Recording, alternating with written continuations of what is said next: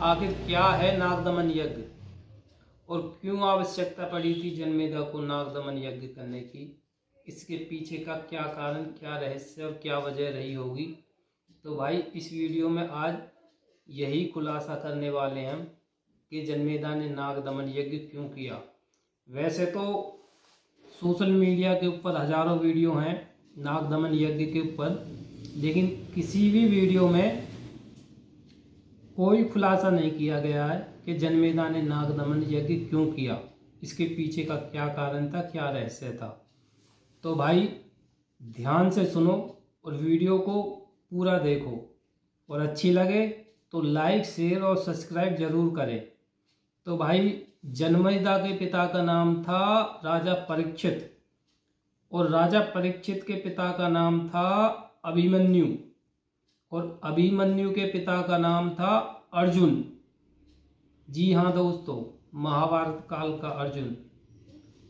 ये बात है महाभारत के युद्ध के समाप्त होने के पश्चात, जब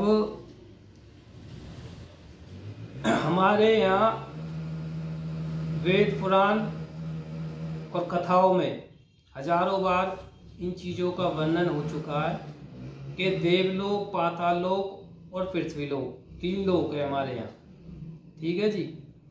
तो पाताल लोक का राजा वासिक, जिसे वासुकी नाग कहते हैं, वासुकी नाग,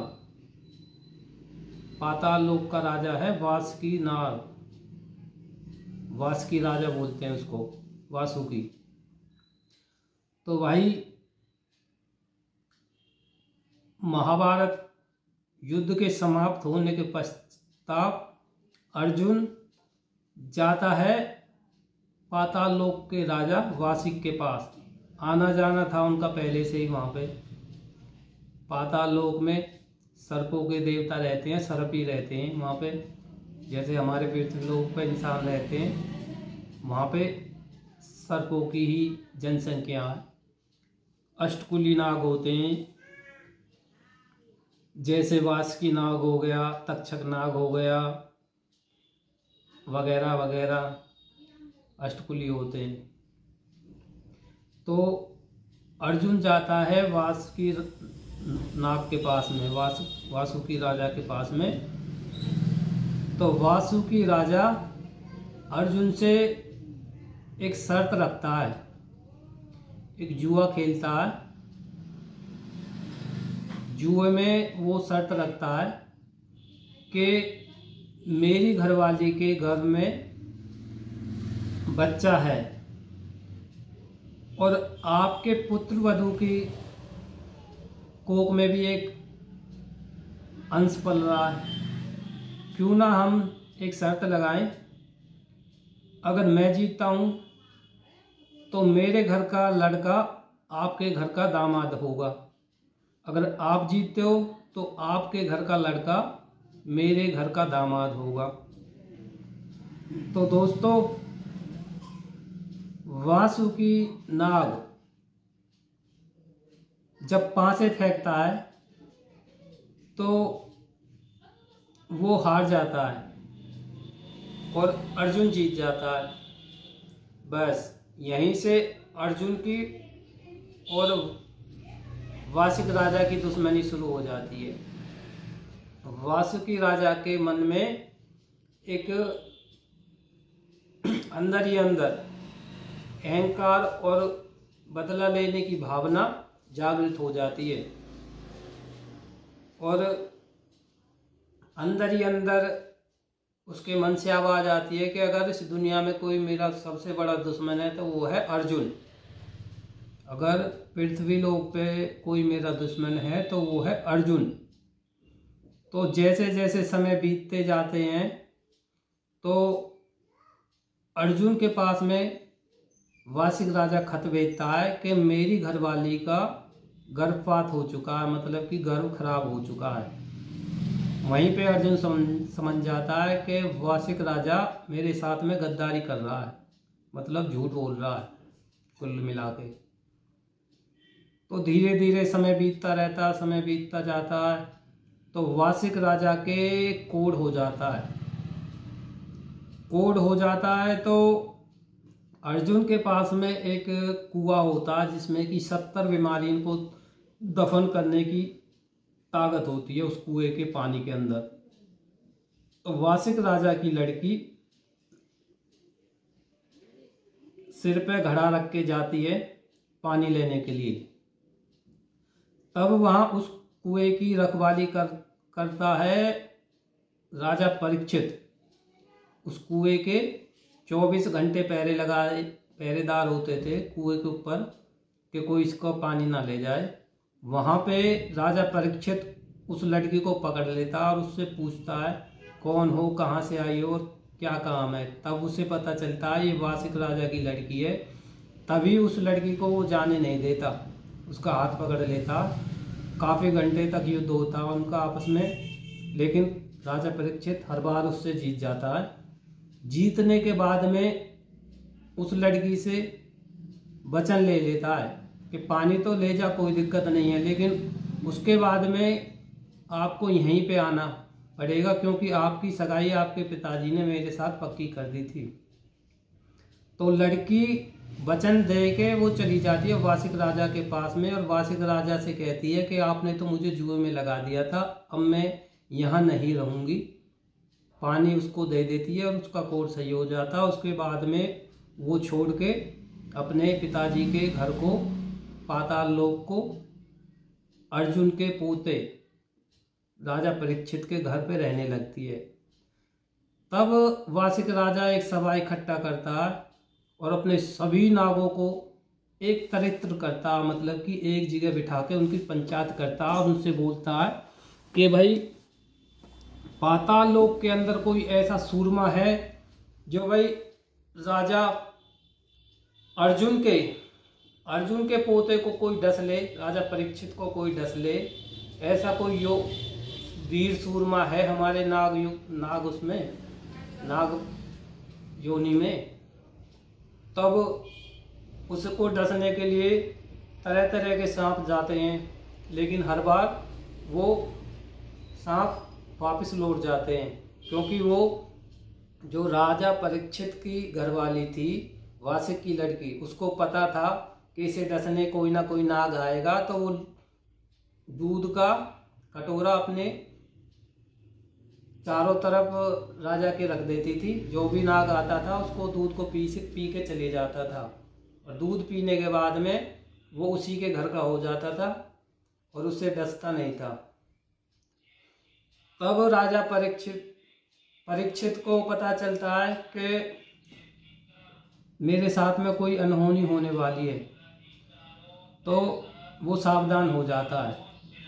लेकिन क्या करें, कहते हैं ना होनी आती है तो कहीं भी आ जाती है।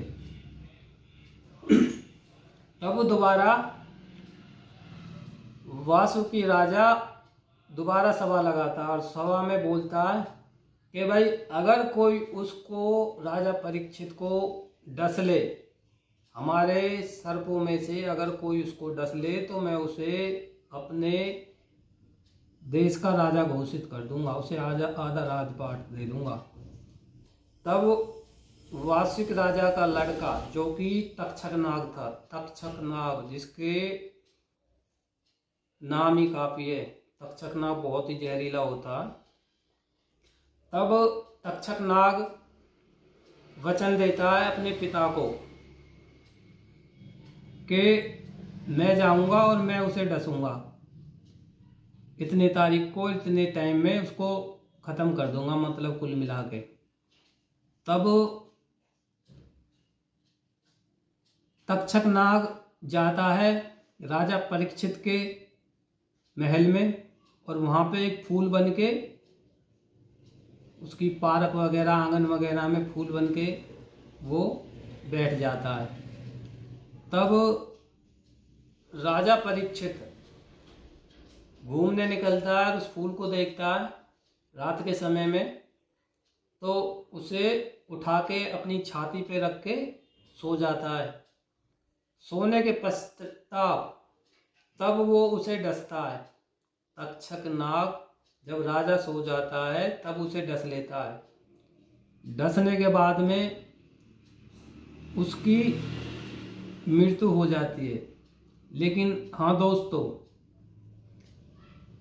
नाग के डसने के बाद में बहुत से लोग सोचते हैं कि ये मर गया, लेकिन नाग का डसा हुआ, सांप का डसा हुआ जल्दी से मरता नहीं। 4 महीने तक, 6 महीने तक वो कोमा में चले जाता, जिसे मूर्छित भी बोलते हैं, जैसे मूर्छा हो जाना, और साइंस में उसको कोमा में बोलते हैं, कोमा में गया। पहले जमाने में देखते होंगे आप कि जिसको सांप ने डसा होगा उसे जलाते नहीं थे, उसको नदी वगैरह में बहा दिया करते थे। और ना जाने ऐसे कितने केस आ चुके हैं जो कि 20-20 साल में, 10-10 साल में, 15-15 साल में नाग के डसे हुए अपने घर वापस आ चुके हैं। पूरब देश से चली नहारा गमुआ उजाला, जन्मेरा चेला डसा कैसा हूँ काला, हाथम लाऊं शारदा मुकर दे गिरियारा, प्रेम गुरु गुरसुय गुरंत तत्वा, 4 मास का खा छठे मास जगा जाग चेस समार देवता हनुमान तान पहुंचा। मतलब कि 4 मास का खाया, छठे मास तक जगा सको आप। अगर कोई क्रिया, कोई दवाई गोली, कोई टोना टाने करें तो उसको बचा सकते हो कुल मिलाकर 4 मास तक। ठीक है जी। उसके पश्चाताप तो जो जन्मेदा होता है, जन्म लेता है, कुछ सालों बाद उसे पता चलता है कि मेरे पिता को तक्षक नाग ने डसा था, जो उसका मामा था। और हाँ भाइयों, सांप के डसे हुए की जल्दी सी मुक्ति नहीं होती। जो सांप जिसको डस लेता है नाग, उसकी अनंत काल तक मुक्ति नहीं होती। और उसी कारण की वजह से, मुक्ति पाने की वजह से राजा परीक्षित ने भागवत सुनी थी, 7 दिन की कथा जो बचवाई थी, मुक्ति को पाने के लिए ही बचवाई थी वो। यही कारण है कि सांप के डसे हुए की जल्दी सी मुक्ति नहीं होती। तो भाई उसके बाद में उसके बच्चे को पता चलता, जन्मेदा को, कि मेरे पिता को तक्षक नाग ने डसा था। और यही दुश्मनी थी उसकी, जन्मेदा की और तक्षक नाग की।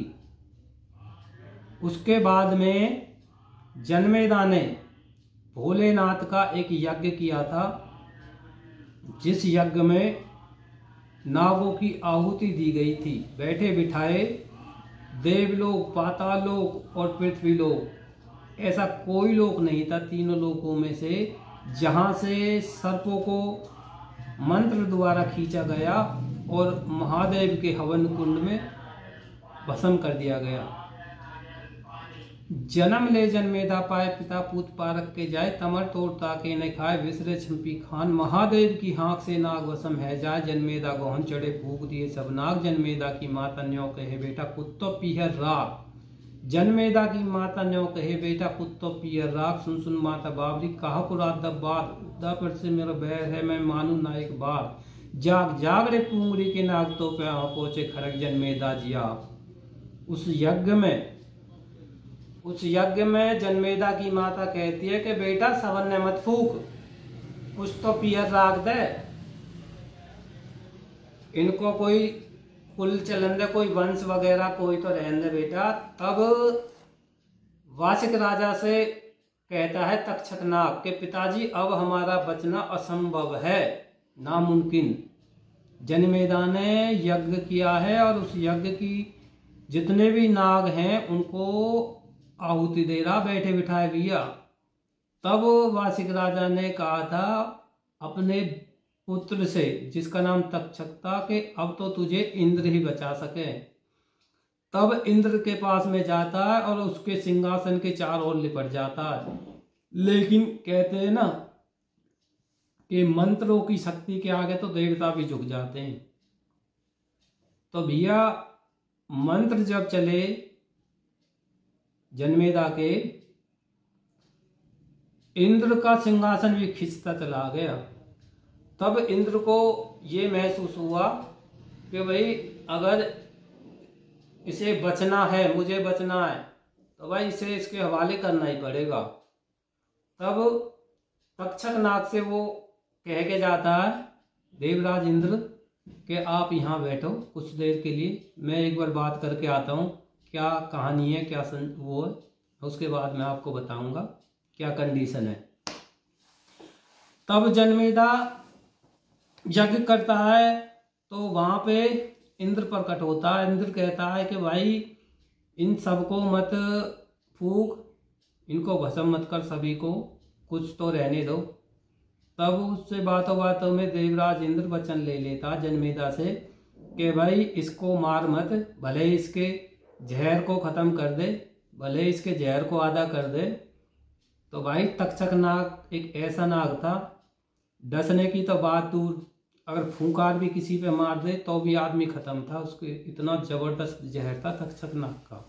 सर्पों में सबसे ऊपर ये मान लो कुल मिला के कि तक्षक नाग से सब नीचे थे, जिसकी फूंकार के ही कारण आदमी खत्म हो जाता था, उसका नाम था तक्षक। तब देवराज इंद्र से वो कहता है कि कोई बात नहीं, हम उसे छोड़ देंगे, लेकिन एक बार उसे मेरे सामने लाओ। जब इंद्र तक्षक नाग को बुलाता है तो उसमें इतनी मार लगाता है वो जनमेदा कि उसके दांत तक तोड़ देता है। बहुत विकट मार लगाता है उसमें, उसके मार मार के जहर को ये मान लो कुल मिला के 100% में से 25% ही छोड़ता है, इतना मारता हो। और उसके बाद में भाई हाँ, उसके बाद में क्या होता, कुछ सालों बाद में उसकी मृत्यु हो जाती है। दुश्मनी तो इनकी चली रही, वासिक राजा की और अर्जुन के घर से दुश्मनी तो ही पक्की 101%। और उसी दुश्मनी के चलते हुए राजा परीक्षित खत्म हो जाता सांप के डसने के कारण। और कुछ साल बाद में यह जनमेदा भी खत्म हो लिया। तो जनमेदा की आत्मा को पाताल लोक में बंदी बना रखा था इन्होंने। ये जो वासिक राजा तक्षक नाग है, जनमेदा की आत्मा को पाताल लोक में बंदी बना के रखा था इन्होंने।